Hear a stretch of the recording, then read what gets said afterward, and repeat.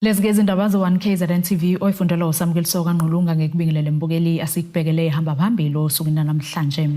Bamashe bekhala ngenhlekelele ezweni sikhulu isililo ngomdidiyelo wamabutho kanti imeya idle ukhisimusi nesingane. Abasekhaleni lemkhankaso elisana nezenzo zobugebengu kanye nabokufika bakuleli ngongemthetho bathi ke angeke bavumele ukusatshiswa njengoba kunempi ebhekiswe kubo lokhu kuvele ngesikhathi amalunga omphakathi kanye nabenhlangano iMarch and March behambeleke umbhikisho ngaphandle kwekomkhulu likamasipala iTheku befuna ke lolu daba lihlonzwe njengenhlekelele. Bamile ekutheni kangeke bakuvumele ukusatshiswa abaholi imikhankaso yokulwa nobugebengu kanye nabokufika abakuleli ngongemthetho njengoba ke izilokhu ziqhubeke njalo ukwanda isigameko zokubulawa kwabalisana nalokho. Sizwe udaba la warasa phatheka kabi njengoba sibona engasekho emhlabeni.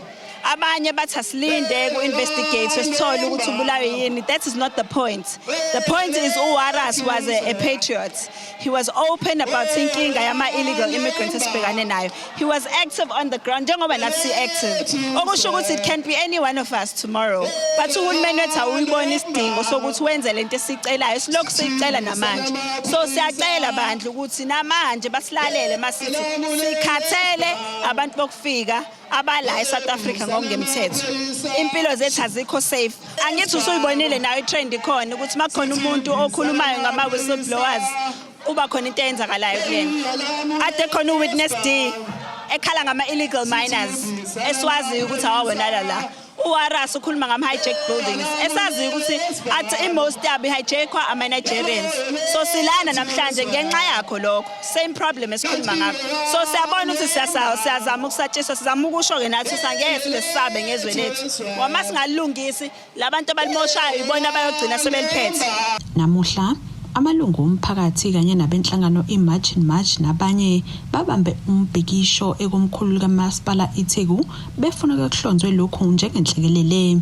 Bebezivale imlomo ngokumnyama belayitheke namakhandlela baphindeke babeka nezimbali ukuhlonipha labo abaguqe belwa nalokhu.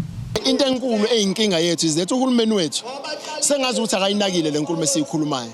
Sizithola sila namhlanje sizocela sizoncenga sizonxusa ukunakwa ngoba kungazi ukuthi upresident wethu uyasiblutika.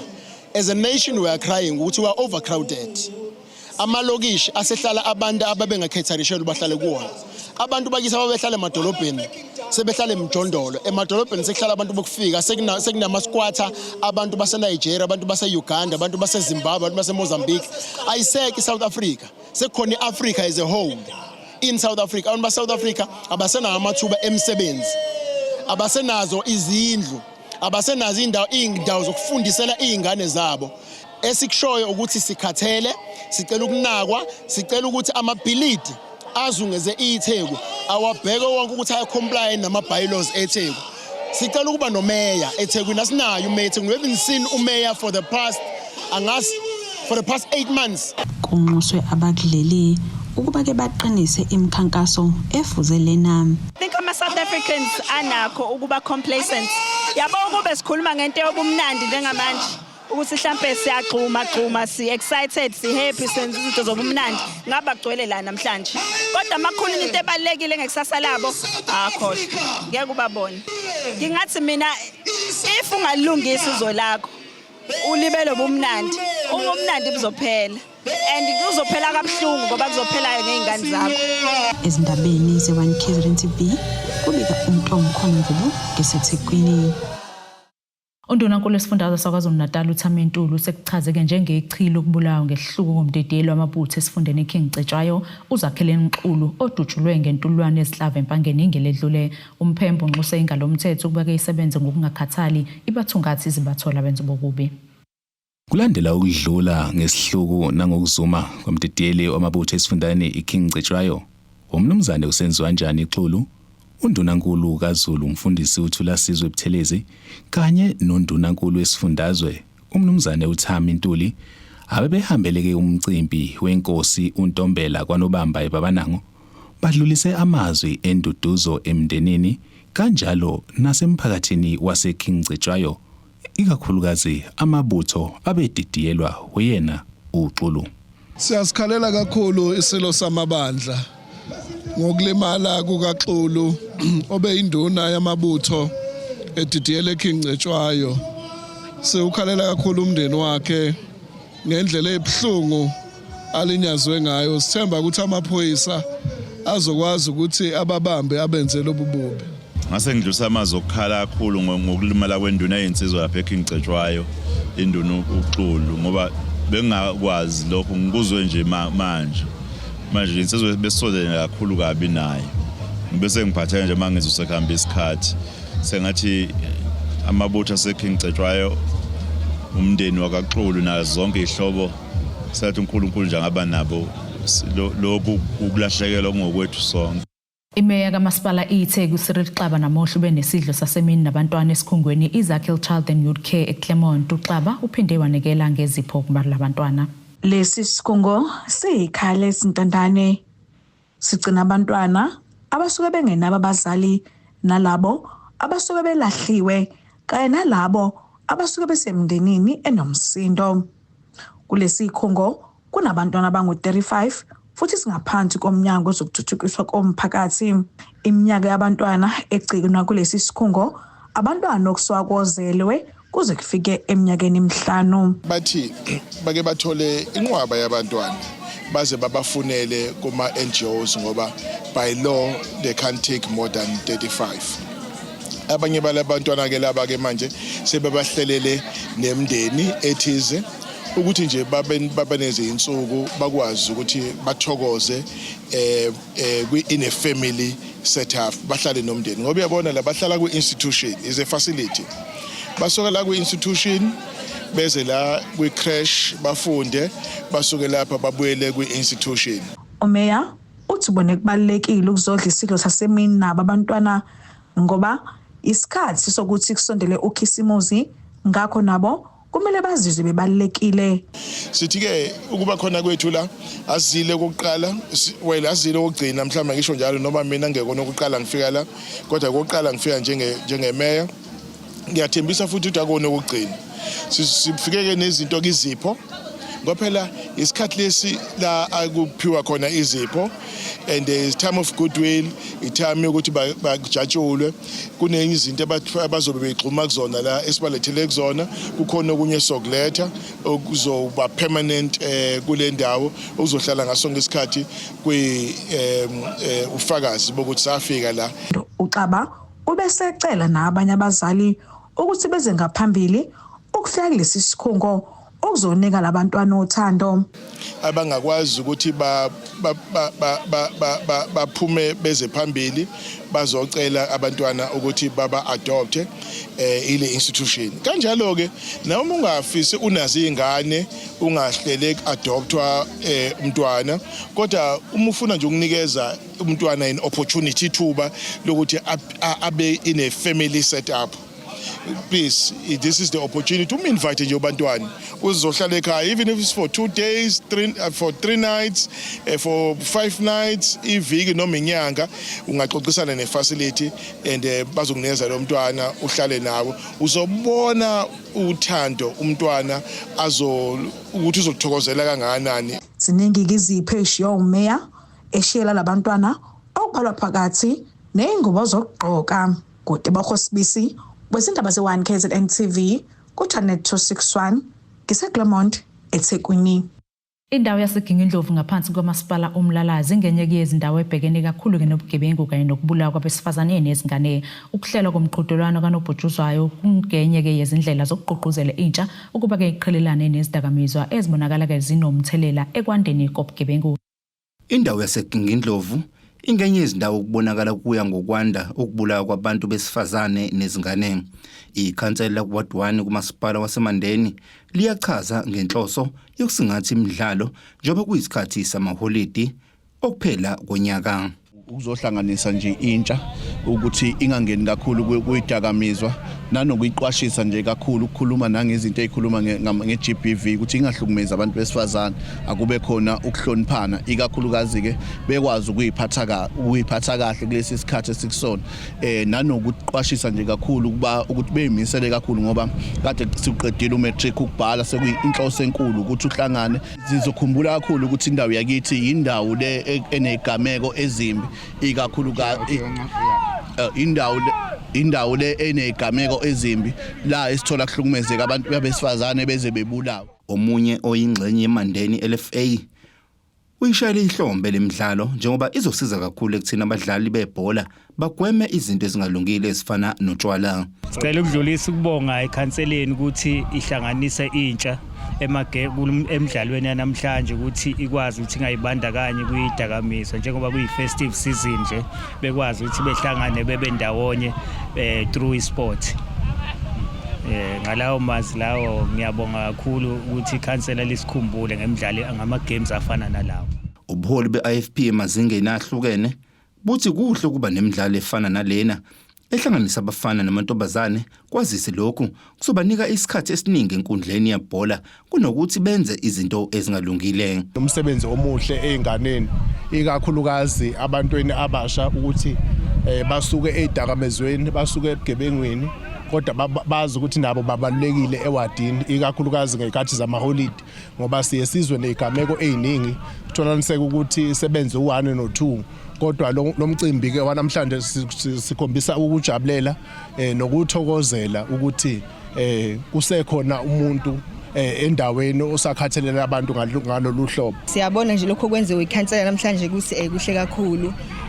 Sakuthokozela ukuthi abantu besifazane intsha ikwazi ukuhlangana endaweni njengalezi ngoba manje sekukuningi okwenzakalayo okwenza ukuthi abantu besifazane beyibandakanye kubona utshwala idakamizwa kodwa masihlangene kanjena esikhathi sesichithalana mhlawumbe kuzothi kwehla kancane bese sicela ukuthi mhlawumbe izinto ezinjengalezi iqhubeke zenzeke ingagcini namhlanje. Intsha ibonakala iphume ngomningi bayo ukuzothamela lemidlalo ebihlanganisa unobhutshuzwayo kanye nebhola lomnqakiswano lamantombazane. Izindabeni ze1 KZN TV bikuthi abanamaphumulo eKingindlovu. Asithishelele etolo sibe siqhubeke nazo indaba zethu.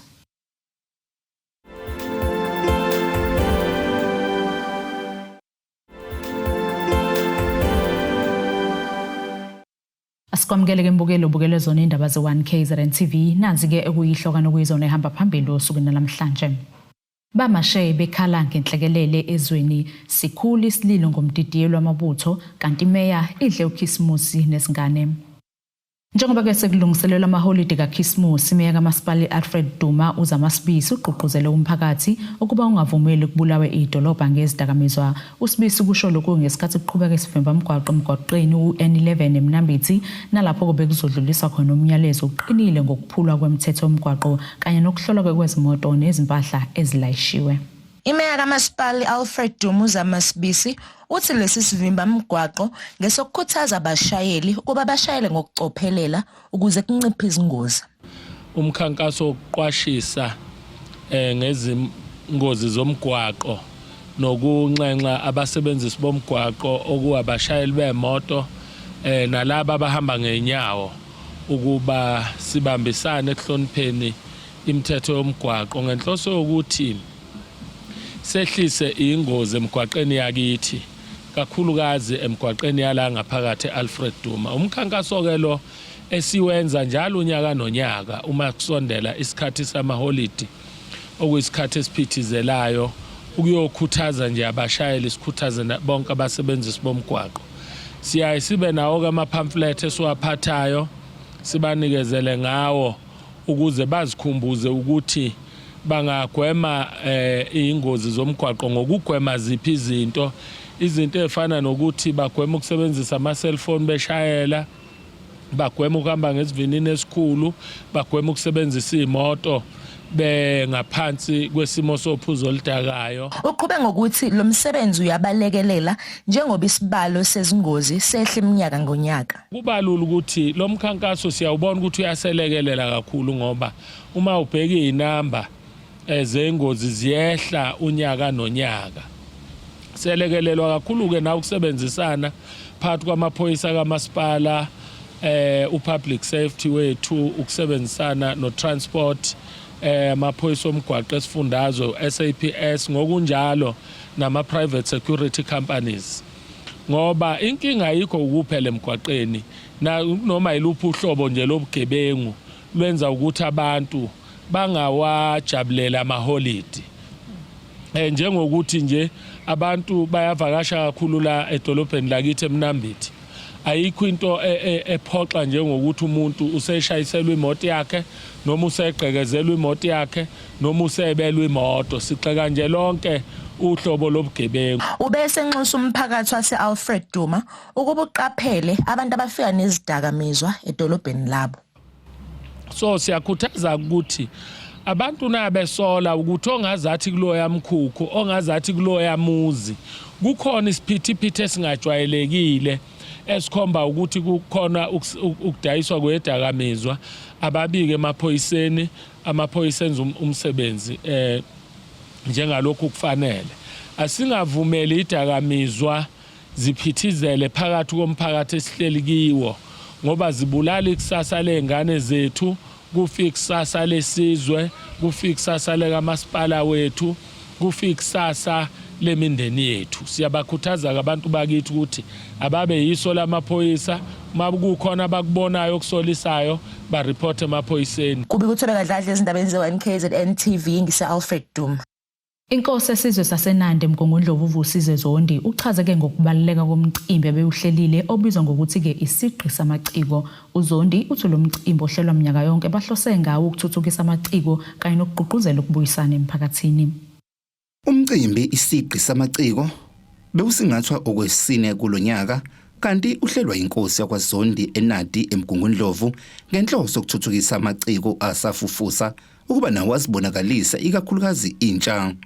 Inkosi yesizwe samaNandi iyachaza. Namhlanje ke sihlangene ngomcimbi omkhulukazi umcimbi nje weminyaka yonke lapha sike sithi nje isiqi samaciko eNandi lapha sisuke sihlanganise yonke ke intsha yesizwe samaNandi during festive season because umuntu wathengena nje sihlalweni 2022 wathatha initiative yokuthi sibonile kakhulu intsha yakithi ilokhunjana ibheke emaceleni idlebeleka kodwa thina sithi during festive season sifuna ukuba isizwe si responsible lapha esisuke siqoqa khona intsha ukuthi izozibonakalisa amakhono ngokuhlukahlukene. Inkosi uZondi ithi njalo ngonyaka uyayikumenywe amaciko asevelele ukuzogqugquzela intsha ukuthi ngabe bayihambe kanjani indlela yabo ebheke empumelelweni baphinde babagqugquzele nabo uba benze okufanayo. Lo mcimbi othi isiqi samaciko eNandi siyabe sibe khona ke futhi nanesigaba sokuthi simeme even nabanye nje abantu asebevelele kwi-industry njengabaculi kanjalo nama actors. Namhlanje ke sibe nenhlanhla enkulu savashela uThobani Nzusa odume kakhulu kwisitha lapha yana ezuchumo kwavela futhi na kwi-hostel. Izinto lezi esithi asizilethe emakhaya ngoba siyazi ezinye izinto ziphelela emadolobheni kodwa nasemakhaya okuyila ngempela abantu bebaningi khona. Ingakho sithi cha asike sisiguqule isimo sibalethe emakhaya bazokwazi ukugqugquzela intsha ukuthi bafike kanjani kulesi sigaba ngoba uma sikhuluma iqinisa kubona bonke abantu ukuthi mhlambe abane khono lokuthi bagcine befinyelele emavasithi. Omunye wamaciko owumlingisi uThobani Dlomo obeyisimenyo lomcimbi uchaza ukubaleka kwalomcimbi njengoba betshala imbewu nabo ezothuthukisa amaciko asakhula. Sizobuyekeza sizojabula kanye nentsha isikakhulukazi amaciko endawo sizogupha sizojabulela inyanga lesikuyona yokuphetha unyaka. lapha inkosi bisimemile ukuthi sizojabula kanye nayo okuyinto enkulu kakhulu ukuthi sizogqugquzela sizotshala imbewu nakulabo abafufusayo abafisayo ukuthi nabo babonakale kwezinye indawo ezingaphezulu kokuba lapha emphakathini. So silapha nje ukuzojabula nokuzovuselelana nokuzotshala imbewu ukuthi sonke siqhubekele siyele phambili. Sazi ukuthi lezi zinto zobuciko namasiko akuyona into yomdlalo nje kodwa yinto engakwazi ukuthi lethi isinkwa ishintshe futhi nesimo sasemakhaya semakithi. Umphakathi ubonakala uphume ngomningi bawo ukuzokwethamela lo mcimbi. Izindabeni ze-1 KZN TV bikuthi abantu maphumulo eMkungundlovu. Umphakathi wakheleke idolobha laseRichards Bay nabaphethelo kanjalo nezivakashi ezizohambela ulwandle iAlkastron Beach bakhuthazwe ukuba ke baqikelele ukuthi ke bayilandele imithetho yasolwandle bengabhukudi ke ezindaweni ezingenabo abaqaphi basolwandle ukuze kugwemeke ukumenza kwabantu. Ofundisa ngokuphepha olwandle umncedisi Hlalatu uthi ke abaphuza amanzi amponjwana bengasondeli olwandle ngoba ke nalokho kunomthelelo kumenzeni kwabantu. uHlalatu uthi abantu kumele ke beqikelele ukuthi amanzi amponjwana abawaphuzi ke uma bezongena olwandle ngoba lokho ke kunomthelela esibaleni sabantu kabamenzayo uma besuka bebhukuda. Uma sisiza sizobhukuda kule ndawo zobhukuda siyabacela abantu ukuthi bangaphuzi uphuzo oludakanayo and bangabuphathi ngoba kumalwandle ethu nakuma swimming pool ethu vele abongena utshwala. Mandisho nje kanjalo ngithi ke siyacela ukuthi abanye siyazi ukuthi bafuna ukuphatha ngezisu nabo uma bephethe ngezisu baye bacelwe ngama lifeguard bebabona ukuthi manje ukuthi hayi akasekho sesimeni lo ukuthi angabhukuda. So abangabi ke sibebalekela kwindawo lapho engenawo ama lifeguard khona ngoba yilapho khona abazomenza khona. Uthi izinto kumele baziqaphele ukuthi ke babheke ukuthi ke abaqaphi ukuphepha ulwandle pheceleza ama lifeguards bakhona yini kuleyo ndawo asubebhuda kuyo ngaphambi kokuthi bangene emanzini. Siyazi ukuthi ePort Danfort asinawo ama lifeguard abantu please ababhude kwindawo ezinama lifeguard. Esenlusha nakhona asinawo ama lifeguard kodwa akhona ngesikhathi sika December nje nangesikhathi sika New Year ukuze siyazi ukuthi abantu baphephile kodwa kulezi ndawo ezingena ama lifeguard sibeka lezi scoop lezi esizibiza ngoba ngama pink rescue boys ukuthi abantu bakwazi ukulekelela. Lena is a floating device ikwenza ukuthi untante emanzini ongayenza ukuthi umphosele yona umuntu ukuza antante noma ke ungalikhulula leli bhandi leli kahle then uligaqele leli bhandi uyolanda umuntu osephakathi emanzini. Isigameko sakamuva sokumenza komfana oneminyaka eli-17 esenze kolwandle lasemthunzini uthi lokho kuyisibonelo ukuthi abantu kumele ke bayeke ukuthi ke beshuthe umuntu kunalokho ke besheshise bemfunele usizo oluphuthumayo. Asize ke sobhukuda uma sobhukuda kwindawo lapho ezifanelekile ukuthi singabhukuda kuzona. Sinamalwandle ke afana no Alkastron la eRichards Bay lapho kunama lifeguard khona esiyazi ukuthi sibhukuda lapho kunama lifeguard khona lapho ekunama flag ngoba sibe sibhukuda ngaphakathi kwalama flag. Siphinde futhi sayidolo sobe siqhubeke nazo indaba zethu.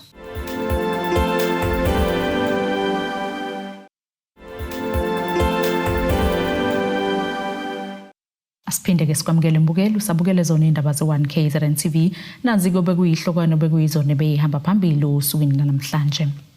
Bamashe bekhala ngenhlekelele ezweni sikhulu isililo ngomdidiyelo wamabutho kanti meya idle ukhisimusi nesingane. Ake sibheke ngosini yezomnotho. Irandi lakuleli li-16.76 amaqhathiswa nedola laseMelika libo-22.42 amaqhathiswa nopondo waseBritain libo-19.63 amaqhathiswa ne-euro igolide lona $4,329.89 ounce wolo ngahluziwe wona $59.82 umphongolo. Ake sibheke ngosini yezemidlalo. Iqembu lombhoxo laKwaZulu-Natal iHollywood Bet Sharks lizongena ke enkundleni lidluphe ijezi enembala engajwayelekile uma ke selidlala umdlalo omqoka weUnited Rugby Championship neVodacom Bulls kusasa. Lo mdlalo uphakathi kweSharks nezimbangi zayo esikhulu uzoqala ngehora lesithupha ntambama eHollywood Bet Kings Park eThekwini. Leli qembu elijwayele ukusebenzisa umbala omnyama nomhlophe lizodlala ngejezi elihlukile elinembala ebomvu nesagolide ekhiqizwe ngabaxhasi balo iAmbro. Nasike isimo sezulu sakusasa singalindeleka.